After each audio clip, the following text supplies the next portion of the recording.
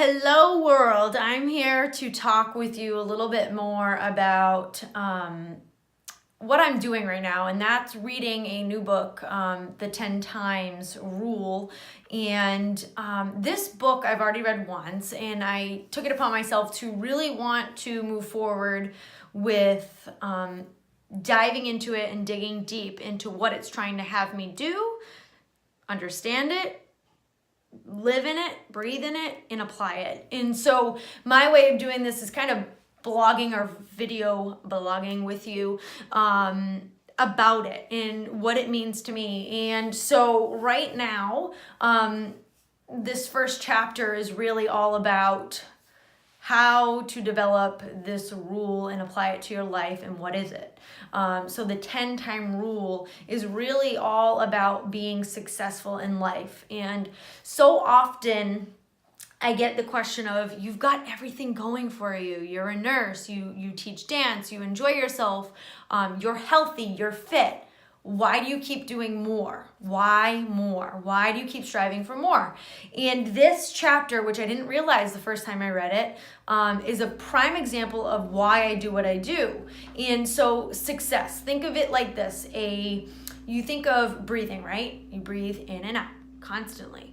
Your last breath is not nearly as important as your next breath. So same thing as when you reach a success point or a goal, you reach it, right? But it's just as important, if not more important, to keep going for the next goal. The goals in front of you are what are going to continue to make you a successful person.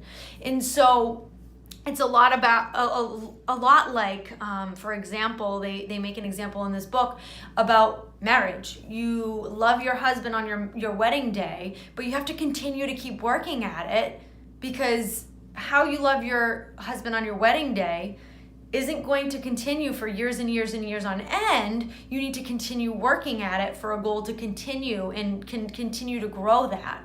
And so another example, one that I talk about often, is weight loss. If you lose 10 pounds and then put on 12 pounds, that goal that you made before of losing the 10 pounds doesn't matter anymore. So you need this compound effect of continuously building goals and reaching them. It keeps you lively, it keeps you living and moving forward. And so for me, in my team of amazing, empowering women, we are trying our best to continue to grow and succeed for a life that's fulfilling. In this world, it's so easy to get bogged down with just a job. You go to your job and that's it. I have a job, I'm a nurse, I love what I do.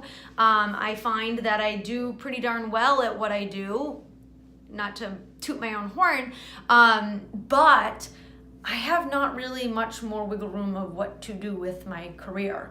I don't want to become a nurse practitioner. I don't want to be a manager of a floor. So now what? I can continue to educate myself, I can continue to work, but there's so much more in this life than just a career.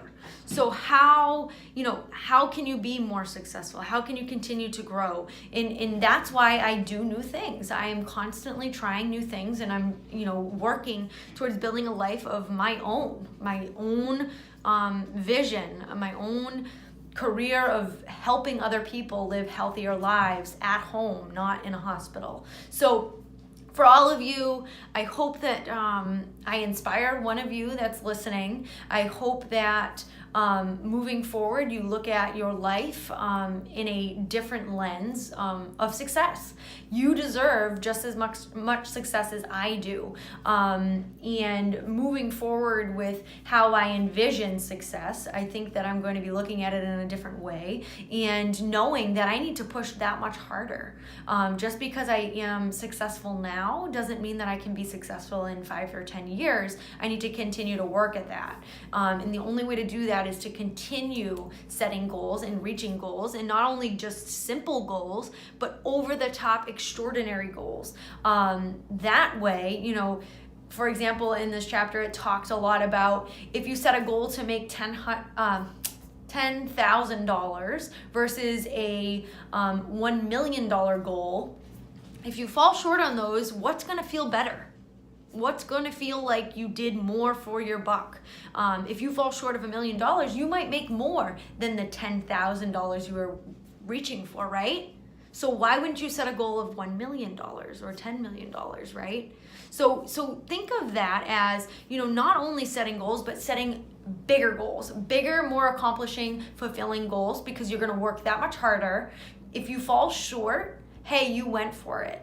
If you don't succeed or it's tough, you might have accomplished so much more getting to that place of being so tough that you need to break through it, but at least it was a huge goal and you really, really tried for it, right? So think of that.